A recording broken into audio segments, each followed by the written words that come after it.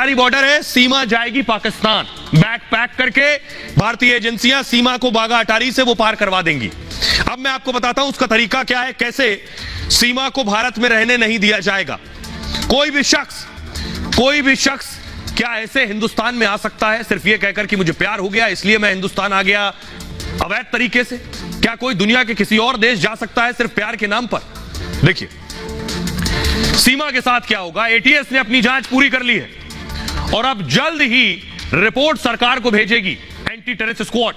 इसके बाद गृह विभाग फैसला करेगा करना क्या है, सीमा को पाकिस्तान भेजा जाएगा या नहीं।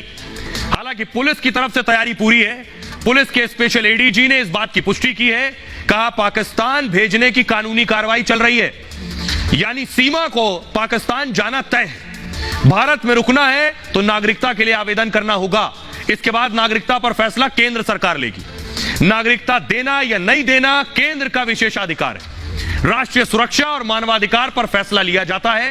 हालांकि अवैध प्रवासी को नागरिकता मिलना मुश्किल है और सीमा अवैध प्रवासी है। अवैध प्रवासी मतलब बिना पासपोर्ट वीजा रहने वाला। सीमा की गिरफ्तारी अवैध प्रवासी के रूप में हुई है। ऐसे में सीमा का पाकिस्तान भेजा जाना तय है लगभग, और यही रास्ता है, यही गेट खुलता है। बीएसएफ की टीम गेट खोलती है और उस पार करा देती है। अब सुनिए जरा क्या कुछ कह रहे हैं संजय निषाद और एडीजी प्रशांत कुमार। कोई भी व्यक्ति अगर पाकिस्तान का भारत में आता है तो मेरा एक ही राय है, उसे पाकिस्तान भेज देना चाहिए। हम तो रहते तो उस समय जब पाकिस्तान भारत का बंटवारा हुआ था तो सबको मैं पाकिस्तान भेज देता। अब फ्री में भारत आराम से रहता है, बीमारी नहीं रहती आज के दिन में। तो जांच एजेंसी है, लोकतंत्र में संविधान है और जांच एजेंसी में जो भी मामला सामने आएगा और जांच की प्रक्रिया, चूंकि न्यायपालिका जहाँ बनी हो, न्यायिका बनी हो, कार्यपालिका बनी हो, तो सभी स्वतंत्र है। अब जांच एजेंसी चल रही है। अभी इतनी जल्दी ये मामला दो राष्ट्रों के बीच जुड़ा हुआ है, इसमें जब तक पर्याप्त साक्ष्य नहीं मिल जाते कुछ भी कहना उचित नहीं। जब एक बार वो जेल जा चुकी है उसके बाद बेल पे है, अब उसके बाहर भेजने की जो विधिक प्रक्रिया है उस हिसाब से कार्रवाई चल रही है। क्या बाहर भेजा जाएगा सर? वापस नहीं, ये तो इसके लिए पहले से कानून तय है, उस हिसाब से कार्रवाई कानून अपना। अब आपको बताता हूं कि आखिर सीमा को वापस कौन भेजेगा, कैसे डिपोर्ट किया जाता है, इस प्रक्रिया में क्या होता है। अब पाकिस्तान से अगर कोई आया है तो उसकी वापसी कौन करेगा, किसकी जिम्मेदारी है? यह जिम्मेदारी के लिए खास विभाग है देश में। अवैध प्रवासी अगर कोई आ गया है अवैध तरीके से तो पहले उसकी गिरफ्तारी होगी।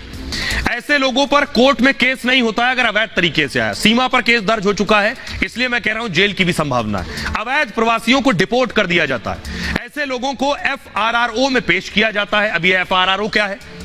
यानी फॉरेनर्स रीजनल रजिस्ट्रेशन। इसके बाद आरोपी डिटेंशन सेंटर भेज दिया जाता है। डिटेंशन सेंटर यानी हिरासत में रखा जाता है। करीब 15 से 20 दिन तक डिटेंशन सेंटर में रखा जाता है। इस दौरान डिपोर्ट करने की प्रक्रिया और कार्रवाई चलती रहती है। एफआरआरओ विदेशी को वापस उसके देश भेजता है। अलग अलग शहरों में एफआरआरओ ऑफिस डिटेंशन सेंटर बने हुए हैं। डिपोर्ट करने का फैसला इमिग्रेशन विभाग लेता है। गृह मंत्रालय के अंतर्गत आता है इमिग्रेशन विभाग। एटीएस ने रिपोर्ट गृह मंत्रालय को भेजी है। पिछले साल असम से 7 जर्मन नागरिक डिपोर्ट किए गए थे। ये लोग बिना मिशनरी वीजा के धार्मिक कार्यक्रम में शामिल हुए थे। वीजा नियम के उल्लंघन पर इन्हें डिपोर्ट किया जा सकता है। अगर वीजा खत्म हो गया तब भी डिपोर्ट किया जा सकता है। और बिना वीजा पासपोर्ट भी देश में घुसने वाले डिपोर्ट होते हैं। सुनिए जरा, सीमा के भारत आने के बाद यहां जो कुछ चल रहा है उसके बाद पाकिस्तान के लोग क्या कह रहे हैं। सबसे पहली बात ये कि जो उसका एक्सेंट है, पति, पत्नी, भैया, दीदी, साफ पता चल रहा है कि वो भारत की रहने वाली है एंड उसका पाकिस्तान से कोई लिंक नहीं है। मतलब ये कि अगर वो 20 साल की है तो 12 साल की उम्र में उसकी शादी हो गई थी और अब वो जो है वो 20 साल की उम्र में उसके 4 बच्चे हैं। अनएक्सपेक्टेड चीजें जो है वो सामने आ रही हैं। पाकिस्तानी नहीं है और हमारा इसमें भाई कोई लेना देना नहीं है। साफ पता चल रहा है वो इंडिया की है। मुझे तो समझ नहीं क्या कहानी चली। पहले वो कह रहे हैं खुद ही मुसलमान है, खुद ही उसको कह रहे हैं इंडियन है ये, फिर वो इंडियन की जासूस है, फिर उसके बाद ये पाकिस्तान का उन्होंने कह दिया। खुद तो वो सही तरीके से प्रॉपर बात करनी ना, नहीं जो एक कहानी घुमाई पे घुमाई जा रहे हैं। ये आगे जाके हो सकता है मामले को लंबा लेके जाना हो, ठीक है, और हो सकता है ये उससे कहलवाना ही हो कि आप ये कहेंगे पाकिस्तान के अगेंस्ट कोई बात कहें, क्योंकि उनका पता तो है नहीं वो किस लिहाज से क्या बात करते हैं। ऐसी औरत को मुझे लगता है सरेआम फांसी देनी चाहिए ताकि बाकी औरतों को भी एक पैगाम हो कि नेक्स्ट टाइम अगर वो ऐसा कोई स्टेप ले भी रही हैं तो वो सोचें कि अगर हम अल्लाह ना करे खुदा ना खासा अगर कोई औरत ऐसा स्टेप सोचे भी तो उसको ये चीज़ याद आए कि कि उसके साथ ऐसा हुआ था तो मेरे साथ भी हो सकता है, उसके साथ होना चाहिए ये। लेकिन अपना मजहब किसी के लिए चेंज नहीं करना चाहिए। हाँ, आप मुस्लिम रह के आप उसके साथ शादी कर सकती हैं, कुछ भी कर सकती हैं, लेकिन मजहब को चेंज करना मैं कहती हूँ बहुत गलत हरकत थी उनकी। और इस टाइम वो पाकिस्तान आने के काबिल नहीं है। अगर वो मजहब चेंज कर चुकी हैं तो उनके शौहर क्यों उनके पीछे इतने पागल हो रहे हैं? वो अपने बच्चे लें और सुकून से अपनी जिंदगी बसर करें। वो जो जिस लड़के के पास की वो 4 बच्चे एक्सेप्ट कर लेगा, कब तक रखेगा? 1 दिन रखेगा, 2 दिन रखेगा, फिर तीसरे दिन कौन बच्चे संभालेगा? बच्चे तो रुल गए ना। आइए, लेकिन ये पहला नहीं है वाकया। मैं आपको बताऊं, सीमा को जिस तरह से भेजा जा रहा है, इससे पहले कई और पाकिस्तानी आई हैं यहां जिनको वापस भेज दिया गया है उनके मुल्क। इसलिए अगर सीमा को वापस भेजा जाए तो ये कोई एक पहला मामला नहीं होगा। इससे पहले देखिए किन किन के बैग पैक किए गए हैं और वापस भेजा गया है। कई नाम है। पहला नाम इकरा जीवानी। सीमा की तरह इकरा भी पाकिस्तान से आई, ऑनलाइन लूडो के जरिए मुलायम से जुड़ी थी। मुलायम लड़के का नाम है। लूडो खेलते खेलते इकरा को प्यार हो गया। इकरा पाकिस्तान के हैदराबाद की रहने वाली थी। पाकिस्तान में स्कूल से निकली और सीधे भारत आ गई। दुबई काठमांडू के रास्ते इकरा पाकिस्तान से भारत आई। मुलायम यादव इकरा को लेने के लिए नेपाल गए। नेपाल में ही मुलायम ने इकरा के साथ शादी कर ली और 1 हफ्ते बाद सीमा पार करके दोनों बेंगलुरु पहुंच गए। फर्जी आधार कार्ड पर इकरा भारत में रहने लगी। जब जांच हुई तो मुलायम यादव पर केस दर्ज हुआ। इकरा को पाकिस्तान वापस भेजा गया। दूसरी नजीर है जूली। फेसबुक पर उत्तर प्रदेश के लड़के से प्यार हुआ। बांग्लादेश से यूपी के मुरादाबाद पहुंची। जूली अपने साथ 11 साल की बेटी भी लाई। प्रेमी अजय के साथ हिंदू रीति रिवाज से शादी की। भारत में जूली ने हिंदू धर्म भी अपना लिया। कुछ समय बाद अजय को साथ बांग्लादेश ले गई। बांग्लादेश से अजय का फोटो परिजनों को भेजा। तस्वीर में अजय खून से लथपथ नजर आ रहा। परिजनों ने पुलिस से मदद मांगी और जांच जारी है। एक और नाम है सपला। बांग्लादेशी सपला ऑनलाइन बंगाल के युवक से जुड़ी। ऑनलाइन ही सपला को भारतीय युवक से प्यार हो गया। बांग्लादेश की सीमा पार करके सपला भारत में घुस आई। प्रेमी के साथ 2.5 महीने तक बंगाल के सिलीगुड़ी में रुकी। इसके बाद सपला की अवैध घुसपैठ के आरोप में गिरफ्तारी हुई। बांग्लादेशी सपला को अदालत ने जेल भेज दिया। सपला के प्रेमी की पुलिस अभी भी तलाश कर रही है। अब आपको दिखाता हूं कि आखिर सीमा को तो भारत अगर वापस भेजेगा तो यह अपने आप में एक नजीर होगी। लेकिन भारत से हामिद भी गए थे। हामिद को पाकिस्तान ने ऐसा प्रताड़ित किया, उत्पीड़न दिया कि हामिद के शरीर पर कीड़े पड़ गए थे। हामिद भी इश्क में गए थे। हामिद के साथ क्या हुआ? जैसे सीमा भारत आई वैसे हामिद पाकिस्तान पहुंचे। हामिद को पाकिस्तानी लड़की से प्यार हुआ। 2012 में फेसबुक पर हामिद को मोहब्बत हुई।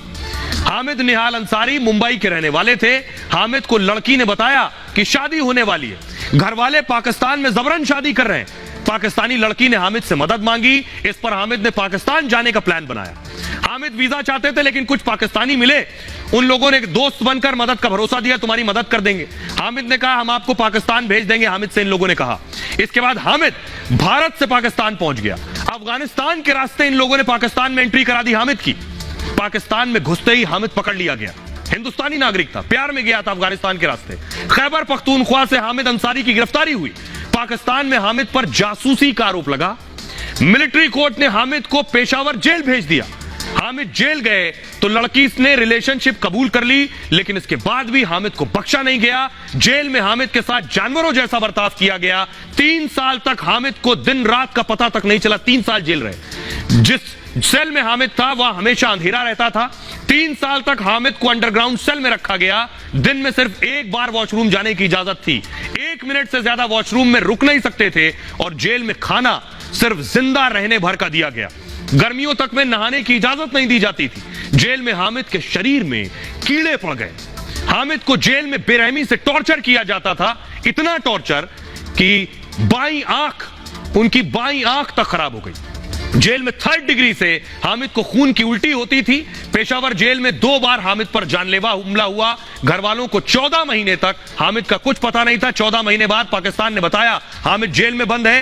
हामिद के माता पिता को पाकिस्तान ने उसके बाद खबर दी। भारत ने पाक से 96 बार हामिद को काउंसलर एक्सेस मांगा। 56 बार तो भारत की तरफ से लिखित मांग की गई। तमाम कोशिशों के बाद हामिद की जेल से रिहाई हुई। 6 साल के बाद हामिद पाकिस्तान जेल से आजाद हुए। 2018 में पाकिस्तान से हामिद की वतन वापसी हुई। हामिद ने खुद इंटरव्यू में प्रताड़ना की आप बीती बताई। ये नजीर हामिद की है जो पाकिस्तान में फंसा था। एक नजीर सीमा की आपके सामने।